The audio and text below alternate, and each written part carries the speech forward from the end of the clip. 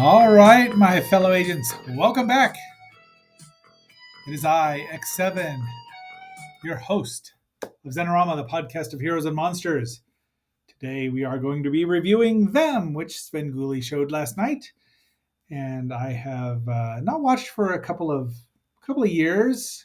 I don't remember the last time really, but it's a good movie. It's about giant ants. It really set off the cycle of mutated or irradiated, let's say, but arthropods, because not all of them were insects. But before we get too much further into that, please like, share, subscribe, leave a comment. Let me know what you think about this movie. Should we do more?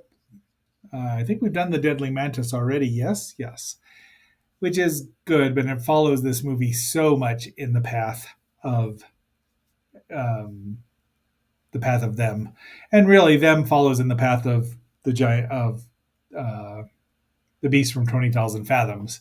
And we'll talk about that a little bit. But this is a good movie still. It was a big budget from Warner Brothers.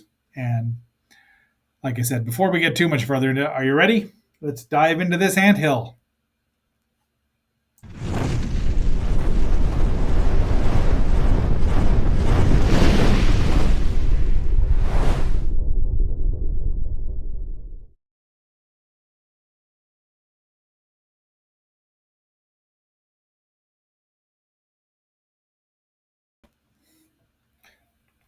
I always forget that they start out with this two-tone trailer here with the red and the blue. Apparently, they were thinking about making this a color 3D movie, which I don't know how that would work. Well, I guess it would work, but I think it works just fine the way it is. But this really stands out.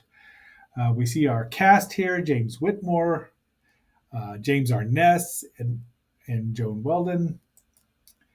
Gordon Douglas does a fine job, and this is a Warner Brothers movie. It was released in uh, June 16th, 1954 in New York, and the rest of the country June 18th, so a whopping 2 days later, 1954. It runs 94 minutes, and the box office was 2.2 million. So I think they did a good job with it. So it's set it starts out in New Mexico there, which I'm not sure that this is exactly what New Mexico looks like, having been through it a lot, but there's probably parts of it that look like that, maybe in the South. Anyway, they're just out looking about. Uh, um, they find this little girl wandering, and there she is right there, and we have seen her before. That is little bitty, and she was much always that is little bitty. Where'd she go there? Sandy Desher, who we saw in the Space Children, yes, recently, some 4 years later. So she was a bit older, but she's teeny tiny and still a really good little actress. Uh, she manages to, I mean, she's in shock, as we can tell. The officers there pick her up, and then they get a call to go look at the trailer where she's from. She falls asleep. She slowly falls asleep. She's such a good. I can see why she would have been. They liked her. But they look at this and they try to figure out what's going on, and they figure out something broke in, but they don't know what. Although there's a strange print there. The reporter takes a print of it, or maybe that's the crime scene investigator, the CSI guy. And there is the doctor, William Schallert, who was in dozens, I tell you, dozens. I can't even begin there. We've seen him many, many times. Space Patrol, Death Valley Days, the Gray Ghost. That was Batman's hero. That was Bruce Wayne's hero when he was a boy. Perry Mason, of course.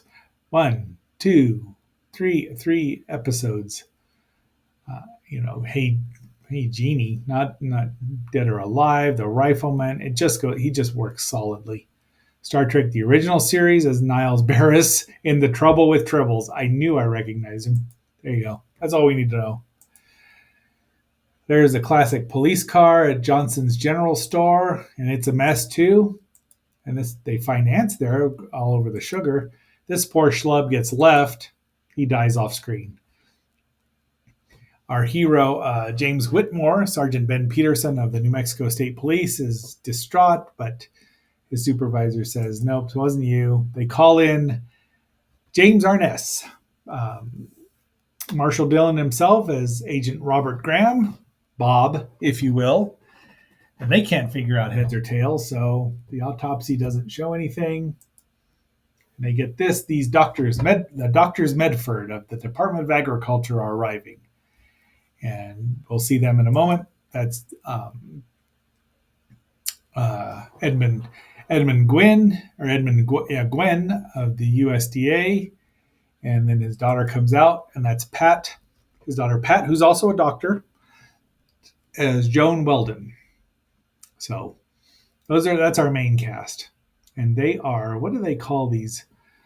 Myrmecologists who study ants and focusing on ants, the study of ants, a subdivision of a branch of entomology, not entomology, but entomology. So they look around, more maps. James Arness, I never realized how much he looks like his brother, half brother, Peter Graves, who is in other bug movies.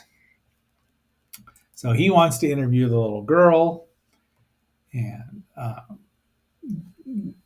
she just she sees the ants and starts shrieking them, which probably brings her out of her shock-like state. Hopefully she recuperated. There they are out looking in the desert, which in a sandstorm, of course, so they've all got protective eye gear on. Find another print, and Joan wanders off, and then we see the ants for the first time, about a half an hour, 25 minutes in. It's just foraging, but they blow it away, or do they? Because they're little handguns. So there's only 3 ant full-size models made, which is pretty impressive. Like the Slee Stack, there were only 3, but they make you think there's dozens of them. There they are. I'm pretty sure that helicopter is full-size, but there's 2 of them, and they're trying to tell their father. She's trying to tell her father to say over every time so they know when the conversation's over. And we see an ant eating something, and it drops it down to a bunch of human bones, and there's the late officer, and he needs a drink of water because he's been out in the desert, of course. And I like, there's that's the regular size anthill, which is why they can't just blow it up, because they'll just tunnel out and escape. So there's some he's giving orders to a general, which he finds humorous. There's a good amount of humor in here, and almost all of this, I would say all of it, is practical effects. So it was all filmed in LA, of course, but masquerades well. I've been through enough of southern LA and the southern part of the United States. Fossil bed isn't just for your humble agents. And they're watching, and then they send him in. Down they go. Oh, there's still an ant, but they drop the cyanide gas in, which kills them all, or does it? Pat says she's going down with him. Now, there's not a romantic, there's not a three-way, who's she going to be with? There's not even really any kind of romance in this movie, which is very much unusual from the time period, which I liked. But she goes down. There she is. Some ants break through. Now, the movie was going to be in 3D, so we do see shots where they just shoot right at the camera. So they burn them down. She's like, uh-oh, the nests are empty. The eggs have hatched. So there's 2 queens. She says, burn them all. Burn it. Her dad says, yep, there's 2. They have wings. They can fly. The males that are with her will die shortly because that's all they do. Well, they mate and die. And then we see I want to say that's a 16 millimeter projector. And we get some more ant stuff. An ant in amber. Dun, dun, dun. Some 30 years later, they'll be pulling out dinosaur DNA if it bit one. And there's the generals and heads of state, and they're all like, this can't be right. But, the press wants answers. The congressman says, or the senator or whoever he is says no. But now they've got these guys, the UP and the API and all the news organizations. This is what they're looking for. It's really the movie. It's really a well done movie. I only saw this once or twice growing up here in Fossil Bed. It's like I saw the last part, just the very tail end of it. I knew what it was because it's about giant ants. There's only one movie about giant ants at this point in time. Glad they've never remade this. And that gentleman there, he didn't really say that, but that is Leonard Nimoy. There's a lot of guest stars or uncredited people. William Shallert and Duran, that was a child psychologist. Dub Taylor, Leonard Nimoy, and as we'll see here, they go to Brownsville, and that is both Davy Crockett and Daniel Boone getting interviewed, and he's really good in this. I mean, the poor guy got typecast right away, but he made a lot of money on being typecast. I don't know. So Disney realized he'd found his Davy Crockett, and then he later on became, Daniel Boone. And then John Wayne saw the movie and said that Arness should be Marshal Matt Dillon in Gunsmoke, which would run for 20 years, and it still has the most episodes ever produced. And he's good. He's bland in this. I mean, he's no thing from another world, if you know what I mean. But they tell him they have to keep old Fess Parker there because they don't want him causing a panic. And there's more. So the doc is trying to figure out where they're going. And now there's a ship gets attacked, but they sink it, and they assume that he just says, "Yep, we've just sank the ship, and the bugs on it, and everything." So they're dead, apparently. But a train gets attacked for all the sugar, and they can't figure it out. And then this guy, they find a man. There's his wife. He's been mutilated by the ants. Now her children are gone. So there's our MacGuffin. That's what keeps them from bombing the ants just in the sewers. And they figure out there's the guy who sees it, who also would get attacked by the blob in 5 years and eaten. He was the first victim of the blob. And then they realize they're in the sewers. They're in the sewers, like alligators or whatever. I don't know that this is where the Grease Lightning bit was, or the race in Greece was shot some 24 years later, but it sure looks like it. So they find the planes that the boys were playing with, and then they finally realize more ant prints, and the boys they might have gone in there. There's old school LA, which is just, to think about it, was just a tiny town back then. Now the press finally gets their debriefing. They cut into over all five channels, TV channels and radio stations, and say, "Look, stay inside. Martial law has been proclaimed. Everyone's watching tasty sandwiches. Tasty, tasty, I tell you. And trunks and bags." So now they're going into the sewers, not the subway, although LA did have a fine mass transit system until cars took over. So off they go. And Pat's going with him. And there's the mom. So they hear a tapping. So the kids are alive. And she's all happy. They're alive, but they got to get them out, right? So we're getting toward the end of the movie here. And it's pretty exciting. The movie moves along quickly. It's well edited. The music's quite good. The music was done by Bronislaw Kaper, who was a Polish film composer. Bronislaw. Yeah, so it was directed by Gordon Douglas. I don't know what else he's done, and it's not even coming up. You're right, bastards. Let's see, Hal Roach and Our Gang, so he knew how to handle kids and comedy, which is why there's enough in it. So yeah, he did a lot of movies. A lot of movies. Holy, yeah. Oh, he did one called Niagara Falls, and slowly he turned, step by step. So this kid looks scared. His little brother is like, what? So I think one of them got an actual credit, and the other one didn't. I don't know, but off they go to rescue the kids. Flamethrowers right toward the camera. Ants coming out toward the camera, hence the 3D. And our buddy, that is Ben Peterson, is rescuing the kids, getting them up there. But as he gets the last kid up, he gets crunched by the ant. The cavalry arrives just too late, and Bob and Ben have a touching moment at the end Bob dies. He says, "Get him out of here." He's going to get a hero's. Uh, that's James Whitmore. 50-year career. Yeah, so he does a really good job. It's obviously a top-notch, high-end movie, and it made its money back. They go in with the flamethrowers, they dig everybody out, and there they find the nest with the queens or new queens, and they just burn them down.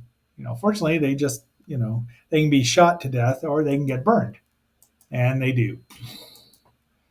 And then he says, what happened if these are ants after 10 years of the atomic, not even 10 years of atomic bomb explosions? What else could be? Well, let's go over it. Now, some of them are prehistoric, but you've got deadly mantises, you've got tarantulas, you've got black scorpions, you've got giant grasshoppers. And more than one of these, even and giant, monsters. One that would show up in Japan some 5 months later. So it was, but Godzilla was obviously far more influenced by both King Kong and the Beast from 20,000 Fathoms. However, they all the same thing. The slightly potty scientist with the attractive daughter, etc., etc. You know what it is. But this is a good movie. And they say well, we'll just have to figure out what happens. Maybe we should not be blowing things up and exposing them to radiation. There's colossal beasts. There's shrinking men. You name it. And however, it does, when you figure out in real life, radiation makes things shrink and decay, kind of takes the sting out of that. But there we have it. That is the end of the movie. It's quite fun. And if anyone knows exactly what this song is in the background here, we'll give you points. Heck, I'll send you something. Let me know in the comments if you know what this song is. There's a reason I chose it. Tomorrow we will be talking about the Savage Dragon, the next 3 episodes there. And I'm enjoying the show a lot more. But until our next assignment, this is X7 signing off and phasing out.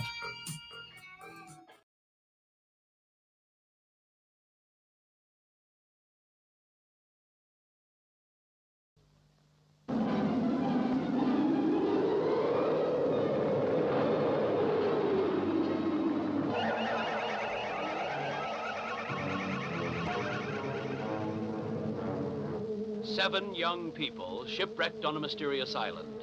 The island was deserted. Not even birds or animals dared to come here. What did they find? Hey! Hey!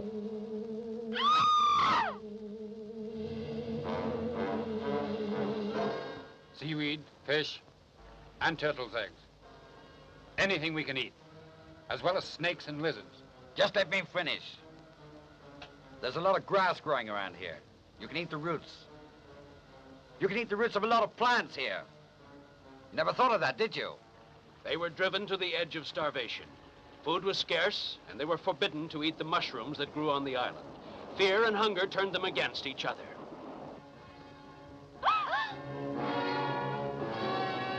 I'll kill you. But Tango will help me live. I haven't been hungry since I left the ship. Mamie. Oh, help me. Help me. Please. Can't we eat the mushrooms now? That would really be the end of us. Akiko!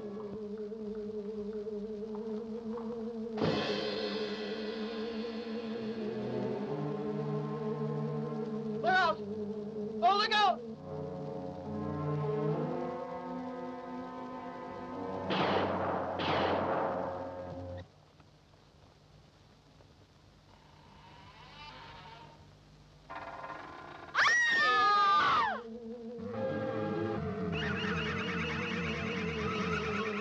Matungo, the horrible mushrooms. Matungo, the vegetable monster. Can they escape the dreaded Matungo? You'll find out when you see Matungo.